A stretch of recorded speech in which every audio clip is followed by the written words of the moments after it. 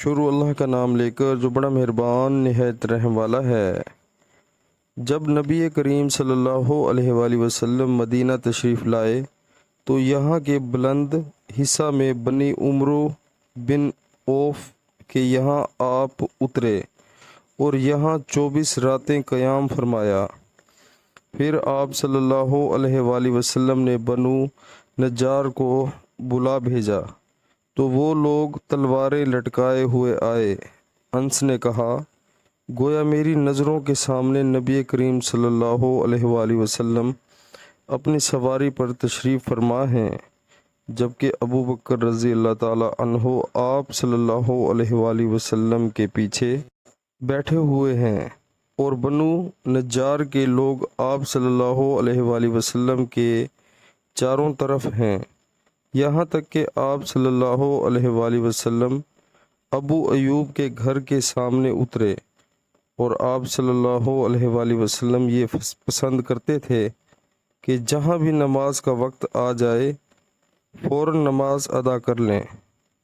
آپ بکریوں کے باڑوں میں بھی نماز پڑھ لیتے تھے۔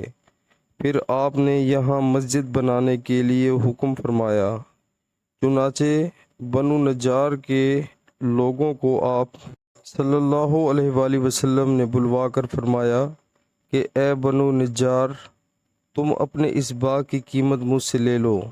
انہوں نے جواب دیا، نہیں یا رسول اللہ، اس کی قیمت ہم صرف اللہ سے مانگتے ہیں۔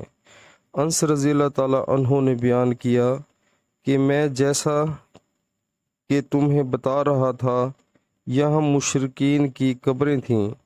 اس باغ میں ایک ویران جگہ تھی اور کچھ کھجور کے درخت بھی تھے۔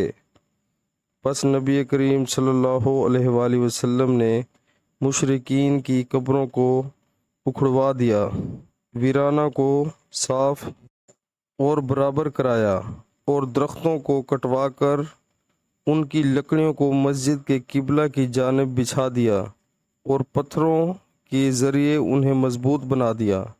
صحابہ پتھر اٹھاتے ہوئے رجز پڑھتے تھے، اور نبی کریم صلی اللہ علیہ وآلہ وسلم بھی ان کے ساتھ تھے، اور یہ کہہ رہے تھے کہ اے اللہ، آخرت کے فائدے کے علاوہ اور کوئی فائدہ نہیں، بس انصار و مہاجرین کی مغفرت فرمانا۔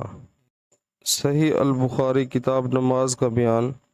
کیا دور جاہلیت کے مشرکوں کی قبروں کو کھود ڈالنا اور ان کی جگہ مسجد بنانا درست ہے؟